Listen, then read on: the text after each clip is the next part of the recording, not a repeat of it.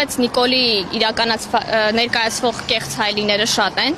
եւ այդ կեղծ հայելիներից մեկն էլ իր այսպես հռչակած իրական Հայաստանի գաղափարախոսությունն է, բայց եկեք անցնենք այդ գաղափարախոսությունից, այդ պրոպագանդայից այն կողմ եւ տեսնենք ինչ է իրականում այդ իրական Հայաստանը, որը Նիկոլը բերել է այսօր։ Նիկոլի Հայաստանն այն Հայաստանն է, որտեղ մարդիկ կարծիք արտահայտելու համար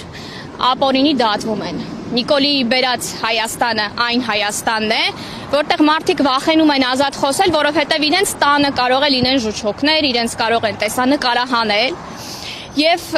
Նիկոլի Հայաստանը, բերած Հայաստանը այն Հայաստանն է, որտեղ մարդիկ ընտրությունների մասնակցել համարձակվելու առաջ պիտի մտածեն, որ կարող է հետո իրենց հարազատների, հարևանների, բարեկամների տները մտնեն խուզարկության։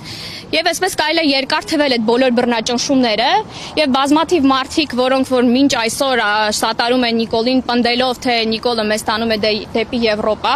խնդրում եմ ասեք, թե այս բոլոր բռնաճնշումները, որ եվրոպական արժեհամակարգում են տեղավորվում, դա նորից հերթական կեղծ թեզերն են, որոնք որ իրականում փաստերով միանգամից հերկվում են։ Եվ այսպես շարունակելով թվարկել, թե ինչ Հայաստան է մեզ բերել Նիկոլը,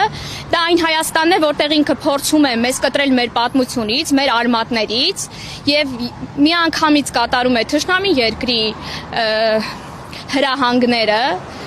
Թշնամի երկրի ղեկավարը հայտարարում է, որ պիտի փոխվի սահմանադրությունը, Նիկոլը սկսում է նոր սահմանադրություն գծագրել։ Հայտարարվում է Ադրբեջանից, որ եկեղեցին խոչընդոտ է, մեր ուժայինները գրոհում են մայրաթոռը։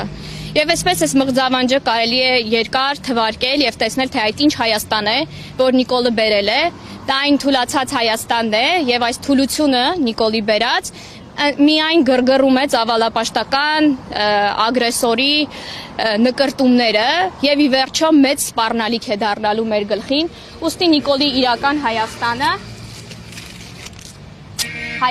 Ադրբեջանի կազմում սպառնալիքը դարձնում է